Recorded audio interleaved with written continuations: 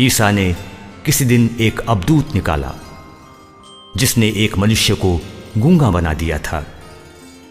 अबदूत के निकलते ही गूंगा बोलने लगा और लोग अचंभे में पड़ गए। परंतु उनमें से कुछ ने कहा, यह अबदूतों के नायक बेलज़बूल की सहायता से अबदूतों को निकालता है। कुछ लोग ईसा की परीक्षा लेने के लिए उनसे स्वर्ग की ओर का कोई चिन्ह मांगते रहे।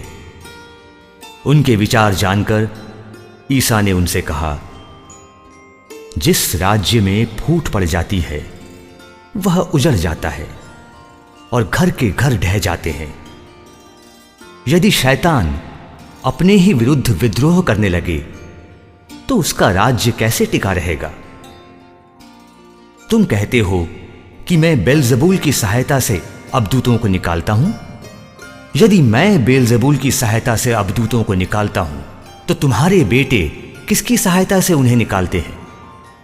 इसलिए वे तुम लोगों का न्याय करेंगे। परंतु यदि मैं ईश्वर के सामर्थ्य से अबदूतों को निकालता हूं तो निस्संदेह ईश्वर का राज्य तुम्हारे बीच आ गया है। जब बलवान मनुष्य हथियार बांधकर अपने घर की रखवाली करता है तो उसकी धन संपत्ति सुरक्षित रहती है। किंतु यदि कोई उससे भी बलवान उस पर टूट पड़े और उसे हरा दे तो जिन हथियारों पर उसे भरोसा था वह उन्हें उससे छीन लेता और उसका माल लूटकर बांट देता है। जो मेरे साथ नहीं है वह मेरा विरोधी है, और जो मेरे साथ नहीं बटोरता वह बिखेरता है। जब अशुद्ध आत्मा किसी मनुष्य से निकलता है तो वह विश्राम की खोज में निर्जन स्थानों में भटकता फिरता है। विश्राम न मिलने पर वह कहता है, जहां से निकला हूं अपने उसी घर वापस जाऊंगा।